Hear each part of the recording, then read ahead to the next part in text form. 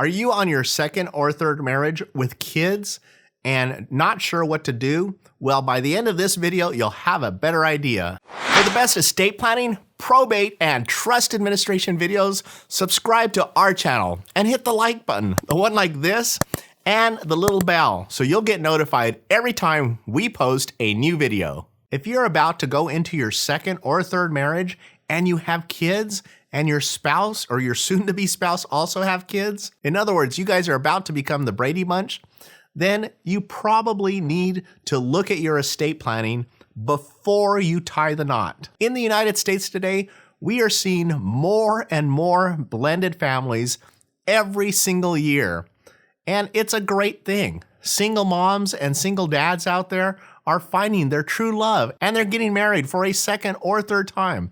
And I think this is fantastic. One of the considerations you need to make if you are going into your second or third marriage is, what do you want to have happen to your assets? And the reason is, if you are on your second or third marriage, you have probably accumulated a significant amount of assets, right? Because during your first marriage, you probably bought a house with your first spouse, a place to live with your first spouse.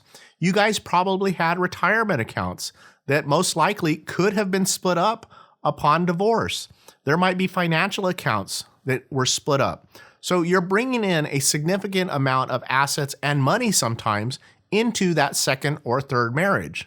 I know we don't like to think about divorce, but if it is your second or third marriage, then you probably do need to make sure you have a plan in place if the unthinkable were to happen and you were to become divorced with your second or third spouse. Before you tie the knot, you need to get your estate plan in place. And that usually means also having a prenuptial agreement in place. And so what we usually do when a soon-to-be married family, soon-to-be Brady Bunch comes into our office, is to make sure that each spouse, soon-to-be spouse, has a revocable living trust centered estate plan in place with all of their assets in their individual trusts. Then we have them execute a prenuptial agreement in which it explicitly states that everything that is in the wife's trust is hers and everything that is in the husband's trust is his. And we're not going to commingle those assets and make them part of the marital estate. That's very important. Now, when we do that, we always require one of the spouses to have independent counsel. In other words, get their own lawyer to give them advice on that prenuptial agreement. That's very important. And we have another complete video about that. Very important because it goes to intent and whether or not there was coercion. In other words, somebody made them sign that prenuptial agreement. So that's a very important point. If there's about to be a blended family, then we like them each to have their own revocable living trust centered estate plan, one for the husband, one for the wife, and a prenuptial agreement in the middle, specifically stating that the assets belong to the husband and the assets belong to the wife. Now, two reasons you want to do that. The first I've already talked about is if the unthinkable were to happen and there was a divorce, we want to have a document in place that says that everything that the wife brought into the marriage with her will leave with her. And she's not making any claim to her husband's, and he's not able to make any claim to her assets.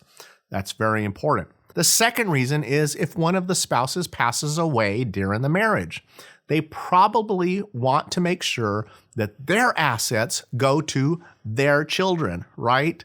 Now, we can still make provisions that their husband or the wife, the other partner or life partner, can still enjoy the benefits of that trust if they want to. It's entirely up to them. Once the surviving spouse or life partner passes away, then that partner's children get everything.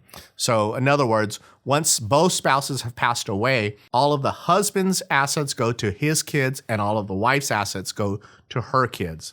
And that's really important because if you guys are young or even if you're older and one of the spouses passes away and you give everything to the other spouse, well, then what happens if that surviving spouse gets remarried? Because you've just given all of your assets to that surviving spouse, and then they get remarried to somebody else, and then your surviving spouse passes away, so some third party that you never even met or even thought about now has all of your assets, leaving your kids completely out in the cold. Very important, if you're starting a blended family, whether it's a second, third, whatever it is, marriage, then you want to make sure that you have your estate plan in place before you tie the knot and before you say, I do.